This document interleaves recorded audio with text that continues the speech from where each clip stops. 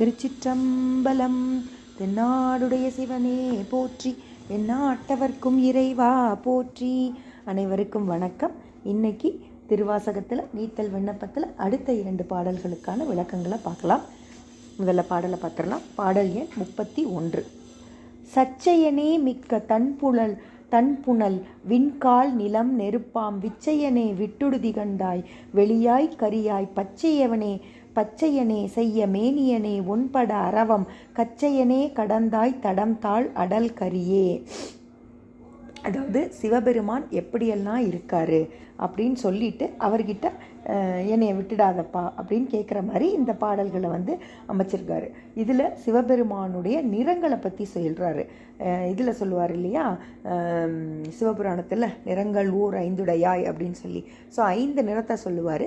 இங்கே 4 நிறத்தை சொல்கிறாரு. என்ன சொல்கிறாரு, என்னென்ன நிறம் சொல்கிறாரு அப்படின்னா, வெளியாய் கரியாய் பச்சையனே செய்ய மேனியனே, வெள்ளை நிறத்தை உடையவனே, கரியாய் கருமை நிறத்தை உடையவனே, அப்புறம் கருமையானவனே, வெண்மையானவனும் அதுதான், கருமையானவனும் அவன்தான், பசுமையானவனே, பச்சை நிறம், உமையம்மைக்கு பாதி பாகத்தை கொடுத்து பச்சை நிறமானவனே, சிவந்த மேனியனே, சிவப்பு நிற மேனியனே அப்படின்னு சொல்லி 4 நிறத்தை சொல்கிறாரு. இன்னொரு நிறம் மஞ்சள், கொன்றை மலர் மாலையை அணிந்தவனே அப்படின்னு சொல்லிட்டு சொல்லுவாங்க.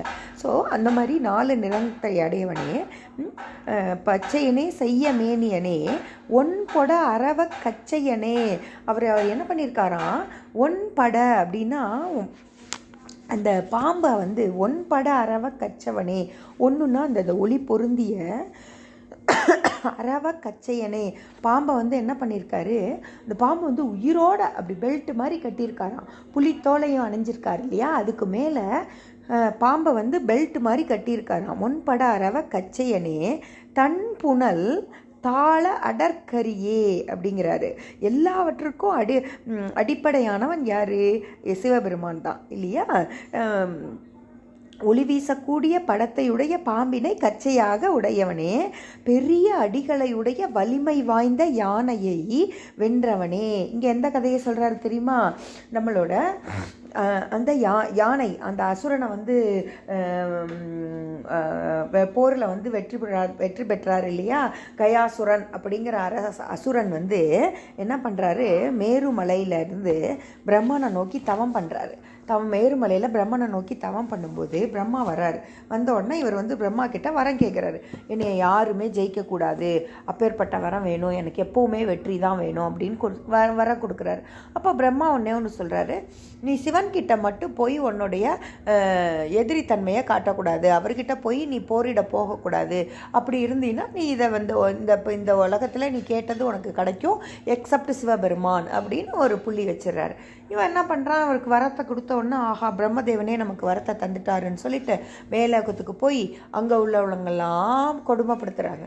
அவங்களெல்லாம் சண்டை போட்டு ஜெயிச்சிடறான். அப்புறம் இந்திரன்கிட்ட போய் இந்திரனையும் ஜெயிச்சிடறான். கீழே இங்கே பூமிக்கு முனிவர்களெல்லாம் ஜெயிக்கிறான், எல்லாரையும் ஜெயிக்கிறான், பெண்களெல்லாம் கொடுமைப்படுத்துகிறான்.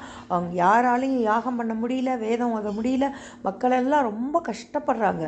அப்போ காசிக்கு இது பண்ணும்போது சிவபெருமான் கிட்ட முறையிடுறாங்க, இவனால் எங்களுக்கு ரொம்ப கஷ்டமாக இருக்குது, எல்லாரையும் ரொம்ப துன்புறுத்துறான் அப்படின்னு. உடனே இவனுக்கு இருக்கிற ஆணவத்தில் சிவபெருமானுக்கு முன்னாடி இருக்கோம் அப்படிங்கிறது கூட தெரியாமல் சிவபெருமான் கூடயே சண்டை போடுறதுக்கு போயிட்டார். ஆனால் வரம் என்ன, சிவபெருமான் கிட்ட முன்னாடி எதிரியாக போரிட்டு நிற்கக்கூடாதுங்கிறது தான் வரம். ஆனால் அதை இவர் மறந்துடுறாரு. சரி அப்படின்ட்டு என்ன பண்ணுறாரு, சிவபெருமான் அப்படியே அவரை ஒரு காலால் உதச்சி அவரோட தலையை எடுத்து, அப்புறம் அவர் யானை, கயாசுரன் தானே யானை வடிவத்தில் தானே இருக்கார். அதுக்கப்புறம் அப்படியே இந்த காலால் ஒன்று அந்த காலால் ஒன்றுன்னு உடம்பை இது பண்ணி அவரோட உடம்பை கிழிச்சு அந்த தோலை எடுத்து ஆணவத்தையாடா காட்டுற அப்படின்னு சொல்லி அப்படி போத்தி நிற்கிறாங்க. அப்படி போத்தும்போது தானே பார்வதி தேவி பயந்தா அப்படின்னு சொல்லிட்டு நமக்கு முன்னாடி பாட்டில் சொல்லியிருப்பாரு. ஸோ அப்பேற்பட்ட அந்த பெரிய யானையை வந்து ஜெயிச்சவர் இல்லையா, அவர் அந்த பராக்கிரமத்தை வந்து மாணிக்கவாசகர் இந்த பாடலில் சொல்கிறாரு. என்ன சொல்கிறாரு? கச்சைய பட அரவ கச்சையனே அப்படின்னா என்னென்னா, ஒளி வீசும் படத்தையுடைய பாம்பை வந்து கச்சையா உடையவனே, அதுக்கப்புறம் பச்சையனே பட அரவ கச்சையனே மிக்க தன்புணல் தாள அடற்கரியே. அப்புறம் என்ன சொல்கிறாரு? பெரிய அடிகளையுடைய அந்த வலிமை வாய்ந்த யானையோட கால் எப்படி இருக்கும் இல்லையா, வலிமை வாய்ந்த அந்த அவ்வளோ பெரிய யானையை வந்து வென்றவனே அப்படின்னு சொல்லி ரொம்ப அழகாக சொல்கிறாரு. அப்புறம் எப்பேற்பட்டவன் இந்த பெருமான் வந்து சச்சையனே தன் புனல் விண்கால் நிலம் நெருப்பாம் விச்சையனே விட்டுடுதி கண்டாய் அப்படிங்கிறாரு. சச்சையன் அப்படின்னா ஏற்கனவே பார்த்துருக்கோம் நம்ம, எல்லாத்துக்குமே உட்பொருள் அவன்தான். அப்புறம் சச்சு அயன் அப்படி சச்சு அயனே அப்படின்னா இளமையான தலைவனே அப்படின்னு அர்த்தம், மெய்ப்பொருள்னு அர்த்தம், இப்படி நிறைய சத்பொருள்னு அர்த்தம், இப்படி நிறைய சொல்லிகிட்டே போகலாம். ஸோ எல்லாவற்றிற்கும் அடிப்படையானவன் சச்சையன் அப்படின்னா இதுக்கெல்லாம் அடிப்படை யாருப்பா அவர் தான் அப்படின்னு சொல்லுவோம்ல, அது மாதிரி எல்லாவற்றிற்கும் அடிப்படையானவனே. அதுக்கப்புறம் தன்புணல் விண்கால் நிலம் நெருப்பாம். தன்புணல் அப்படிங்கிறது வந்து மிக குளிர்ந்த நீரும் அவன். நீர், வானம், காற்று, நிலம், நீர் ஆகிய பஞ்சபூதங்களின் வடிவாய் யார் இருக்கா? சிவபெருமான் தான் இருக்காரு. வடிவாய் நிற்கும் வித்தையை உடையவனே. விண்கால் நிலம் நெருப்பாம் விச்சையனே அப்படின்னா அந்த வித்தையை உடையவனே, நீ வந்து விட்டிடுதி கண்டாய் அப்படிங்கிறார். என்னைய விட்டு போயிடாதப்பா, என்னைய கூடவே வச்சுக்கோ அப்படின்னு சொல்லி ரொம்ப அழகாக உருக்கி மாணிக்கவாசகர் பாடுறாரு. இப்போ மறுபடியும் பாடலை பார்த்துடலாம், எளிமையான விளக்கத்தை பார்க்கலாம். சச்சையனே மிக்க தன்புணல் விண்கால் நிலம் நெருப்பாம் விச்சையனே விட்டிடுதி கண்டாய் வெளியாய் கரியாய் பச்சையனே செய்ய மேனியனே உன் பட அரவ கச்சையனே மிக்க தன்புணல் தாள அடற்கரியே. சச்சையனே அப்படின்னா ரொம்ப உண்மையானவனே, எல்லாத்துக்கும் அடிப்படையாக இருக்கிறவனே, குளிர்ந்த நீர், நிலம், நெருப்பு, காற்று, ஆகாயம் என எல்லாமாவும் இருக்கிறவன் யாரு? நீதான்ப்பா. இப்பேற்பட்ட புகழையுடைய நீ என்னை விட்டுடாதப்பா. மேற்கொண்டு நீ எப்படி இருக்க அப்படின்னா வெண்மையா இருக்க, கருமையா இருக்க, பச்சையா இருக்க, சிவப்பா இருக்க, எல்லா நிறங்களும் நீயாதான்ப்பா இருக்க. நீ சாதாரணப்பட்டவனா? ஒளி வீசுகிற அந்த பாம்பை வந்து கச்சையா அணிஞ்சவன் இல்லையா? அதைத்தான் சொல்றாரு. ஒன் பட அரவம் கச்சையனே கடந்தாய் தடம் தாள் அடல் கரியே. அப்படி அந்த பெரிய கால்களை உடைய அந்த யானையை வந்து உரிச்சு நீ வந்து கொன்று நீ வந்து அந்த போரில் ஜெயிச்சியேப்பா. அப்பேற்பட்ட இப்படியெல்லாம் பெருமையுடைய நீதான், பெருமையுடையவன் நீதான்ப்பா. அப்பேற்பட்ட புகழுக்கு சொந்தக்காரன் நீதான்ப்பா. அதனால நீ என்னைய விட்டுடாதப்பா அப்படின்னு மாணிக்கவாசகர் இந்த பாடலில் ரொம்ப அழகாக உருகி பாடுறாரு. 32ஆம் பாடல். 32வது பாடலை பார்க்கலாம். அடல் கரி போல் ஐம்புலன்களுக்கு அஞ்சி அழிந்த என்னை விடற்கு அறியாய் விட்டிடுதி கண்டாய் விழுத்தொண்டருக்கு அல்லால் தொடர்க்கு அறியாய் சுடர் மாமணியே சுடு தீச்சுழல் கடல் அரிது ஆய் எழு நஞ்சு அமுது ஆக்கும் கரை கண்டனே. அருமையான பாட்டு. என்ன சொல்கிறாரு அப்படின்னா, அடல் கரி போல் ஐம்புலன்களுக்கு அஞ்சி, அப்பா அடல் கரி போல் ஐம்புலன்களுக்கு அஞ்சுறாராம். எப்படியெல்லாம் ஊமை எடுத்து எவ்வளோ அழகாக சொல்கிறாரு. என்ன சொல்கிறாரு அப்படின்னா, தொடர்க்கு அரியாய் சுடர்மாமணியே சுடு தீச்சுழல் கடல் அரிது ஆய் எழு நஞ்சு அமுது ஆக்கும் கரை கண்டனே விடற்கு அரியாய் விட்டெடுதி கண்டாய் விழு தொண்டருக்கு அல்லால் அப்படிங்கிறாரு. அதாவது சிவபெருமான் எப்படின்னா விழுத்தொண்டர் அப்படின்னா மேலான தொண்டர், உயர்ந்த தொண்டருக்கு அவர் என்ன பண்ணுறாராம், அவங்களுக்கு அருள் புரியணும்னா டக்குன்னு போயிடுவாராம், அங்கே போய் நின்றுடுவாராம். விழுத்தொண்டருக்கு மேலான தொண்டருக்கு வந்து அவருக்கு இல்லாமல் நான் வேறு யாருக்குப்பா இருக்க போகிறேன் அப்படிங்கிறதுக்காக நெருங்கி போய் அவருக்கு வந்து அருள் புரிவாராம். ஆனால் அவருக்கு பிடிக்காதவங்க, நெருங்க இயலாதவங்களுக்கு அவர் வந்து போகவே மாட்டாராம். பிறலால் நெருங்க மற்றவங்களால், அவருடைய தொண்டர்கள், அவருடைய பக்தர்கள், அவங்களால மட்டும்தான் அவரை வந்து நெருங்க முடியும். மற்றவங்களால நெருங்க முடியுமா? முடியாது. அதைத்தான் சொல்கிறாரு, விழுத்தொண்டருக்கு அல்லால் தொடர்க்கு அறியாய். அவங்க மற்றவங்களுக்கு அரிதானவன், அவங்களால நெருங்க முடியாது. பிரம்மானாலையும் விஷ்ணுனாலையும் அவரை வந்து அறிய முடிஞ்சிச்சா, அவருடைய திருவடியை காட்ட முடிஞ்சிச்சா? மேலேந்து கீழே இறங்கி வந்து திருவடியை காட்டினார் இல்லையா மாணிக்க வாசகருக்காக, அதே விஷ்ணுவுக்கு காட்டினாரா? இல்லையே. அதைத்தான் இங்கே சொல்கிறாரு, தொண்டருக்கு நெருக்கமாக இருப்பாராம். தொண்டர் இல்லாதவருக்கு, அவங்களால நெருங்க இயலாதவங்களுக்கு அவரால் வந்து நெருங்க இயலாத இருக்கக்கூடிய அரிய பொருளாக அவர். அப்புறம் என்ன, சுடர் மாமணியே, ஒளி சிந்துகிற உயரிய மாணிக்கமே, அப்படி சொல்கிறார், அப்படி வர்ணிக்கிறாரு பகவானை. ஒளி சிந்துகின்ற உயரிய அழகான மாணிக்கமே. அப்புறம் என்ன சொல்கிறாரு, சுடு தீச்சுழல் கடல் அரிது ஆய் எழு நஞ்சு அமுது ஆக்கும் கரை கண்டனே அப்படிங்கிறாரு. அந்த ஆழகால விஷம் வருது இல்லையா, அந்த விஷம் அவ்வளோ பெரிய விஷம் வரும்போது அப்படி அது தீப்பிழம்பா, அப்படி அந்த தீச்சுழலாக இருக்கான். அப்படி அந்த கருப்பாக அந்த விஷம் வந்து அப்படி வரும்போது வெப்பம் அப்படியே சேர்த்து வருதான். அந்த அந்த அந்த விஷம் எப்படி இருக்கான், கருமை நிறமாக நஞ்சாக இருக்கான். அந்த நஞ்சை சாப்பிட முடியாத அந்த நஞ்சை அமுத ஆக்கி அதை சாப்பிட்டு அதனால அவருடைய கண்டத்தில் வந்து கழுத்தில் வந்து கருமை நிறம் வந்துதான். அதைத்தான் அவ்வளோ அழகாக சொல்கிறாரு.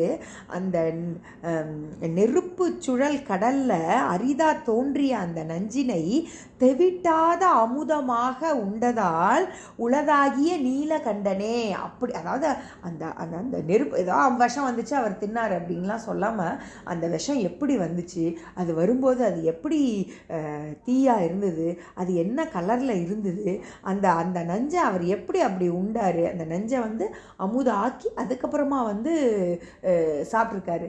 சாப்பிட்டு அதனால அவரோட கழுத்தில் என்ன ஆச்சு, நீல கலர் வந்து நீலகண்டமாக இருக்கான். ஸோ அப்பேற்பட்டவன்பா நீனு. இப்போ தன்னோட இதை வந்து சொல்கிறாரு, என்ன சொல்கிறாரு அப்படின்னா, கடல் அரிதாய் எழுநஞ்சு அமுது ஆக்கும் கரை கண்டனே அப்படின்னு சொல்லிட்டாரு.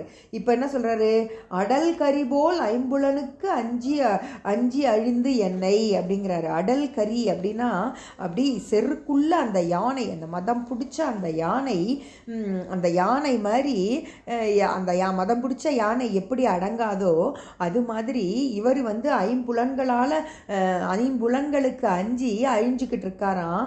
அப்படி நான் பயந்து பயந்து அழிஞ்சுக்கிட்டு இருக்கேன்ப்பா.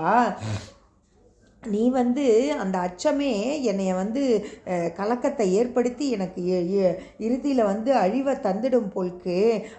அப்படி கஷ்டப்பட்டுக்கிட்டு இருக்கேன். நீ வந்து என்ன பண்ணணும், எக்காலத்திலும் பிரியாமல் என்னை காப்பாற்றணும்ப்பா. இப்போ மட்டும் இல்லை, இன்னைக்கு மட்டும் இல்லை, நாளைக்கு மட்டும் இல்லை, எக்காலத்திலும் அப்படின்னு சொல்கிறாரு. அஞ்சி அழிந்த எண்ணெய் அடல் கரிபோல், அந்த மதம் பிடிச்ச யானை எப்படி அடங்காதோ அது மாதிரி ஐம்புலன்களுக்கு அஞ்சி அழிந்த எண்ணெய், இந்த ஐம்புலன்களால் அஞ்சி அழிஞ்சிக்கிட்டு இருக்க என்னை விடற்கு அறியாய் விட்டுடுதி கண்டாய் அப்படிங்கிறாரு. எக்காலத்திலும் நீ என்னைய பிரியாமல் காப்பாற்றணும்ப்பா. நான் என்ன, நீ எப்பேற்பட்டவன் இல்லையா, ஐம்புலங்களும் பயந்து கெட்டுவிட்ட இந்த அடியேனை என்னைய வந்து நீ விட்டுடுவியாப்பா, விடாதப்பா, விடாமல் என்னைய காப்பாற்றுப்பா அப்படின்னு சொல்லி ரொம்ப அழகாக இந்த பாடலில் மாணிக்க வாசகர் பாடுறாரு. இன்னொரு தர பாடலை பார்த்தலாம். அடல் கரிபோல் ஐம்புலங்களுக்கு அஞ்சி அழிந்த என்னை விடற்கு அறியாய் விட்டுடுதி கண்டாய், விழுத்தொண்டருக்கு அல்லால் தொடர்க்கு அறியாய் சுடர் மாமணியே சுடு தீச்சுழல் கடல் அரிது ஆய் எழு நஞ்சு அமுது ஆக்கும் கரை கண்டனே. அதாவது அடல் கரிபோல், அதாவது அந்த செழுமையான அந்த என்ன சொல்கிறது, மதம் பிடிச்ச அப்படி திமுறு மாதிரி இருக்கிற அந்த செருக்குள்ள அந்த யானை எப்படி கட்டு கடங்காமல் அப்படி ஓடி ஓடி, மதம் பிடிச்ச யானை பார்த்துருக்கீங்களா எப்படி ஓடும் இல்லையா, யாருக்கும் அடங்காது இல்லையா, அப்படி ஓடுற அந்த யானை மாதிரி இந்த ஐம்புலங்களால் நான் வந்து சிக்குண்டு, நான் வந்து அஞ்சி அஞ்சி பயந்து பயந்து நான் வந்து என்னை கழிச்சுக்கிட்டு இருக்கேன்ப்பா. அப்படி போய்கிட்டு இருக்கிற என்னைய என்னாலும் கைவிட்டுடாம விடற்கு அறியாய் விட்டுடுதி கண்டாய் அப்படிங்கிறாரு. என்னாலும் கைவிட்டுடாம நீ என்னைய காப்பாத்துப்பா. நீ எப்பேற்பட்டவன் தெரியுமாப்பா? விழு தொண்டருக்கு அல்லா அப்படின்னு சொல்றாரு. மேன்மையான தொண்டர்களுக்கு எப்பவும் நீ நெருக்கமா இருப்ப, அப்படி இல்லாதவங்களுக்கு நீ ரொம்ப அந்நியனா இருப்ப, உன்னை அறிய முடியாத பொருளா இருப்பப்பா நீனு.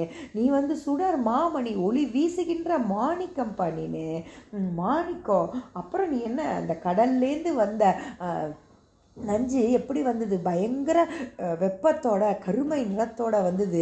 அந்த நஞ்சை அப்படியே அமுதா ஆக்கி நீ குடிச்சு உன்னோட கழுத்தில் நீலகண்டமாக மாற்றிக்கிட்டு இருக்கிற வம்பா நீனு. எப்பேற்பட்ட பெருமை உள்ளவன், எப்பேற்பட்ட பெருமை உள்ளவன். என்னைய விடாமல் காப்பாற்றுப்பா. என்னைக்கு நீ என் கூடவே இருக்கணும், எக்காலத்திலும் பிரியாமல் என்னைய காப்பாற்றணும் அப்படின்னு சொல்லி மாணிக்க வாசகர் ரொம்ப அழகாக இந்த பாடலில் வேண்டுறாரு. ஸோ நாமளும் இந்த வரியை எடுத்துக்கலாம். விடற்கு அறியாய் விட்டுடுதி கண்டா, என் பெருமானே, என்னுடைய குற்றங்கள் குறைகள் நான் செஞ்சுக்கிட்டு இருக்கிறது எல்லாத்தையும் என்னைய பொறுத்து அருளி என்னைய காப்பாற்றணும்ப்பா. இன்னைக்கு மட்டும் இல்லை, விடற்கு அறியாய் விட்டுடுதி கண்டா, எக்காலத்திலும் என்னைய விட்டு நான் உன்னைய எப்பாவது பிரியணும்னு நினச்சா கூட நீ என்னைய விட்டு பிரிஞ்சு போயிடாதப்பா, எக்காலத்திலும் என்னோட இருந்து என்னைய காப்பாற்று அப்படின்னு சொல்லி ரொம்ப அழகாக இந்த பாடலில் மாணிக்க வாசகர் பாடுறாரு. நன்றி, வணக்கம். நாளைக்கு அடுத்த 2 பாடல்களில் பார்க்கலாம்.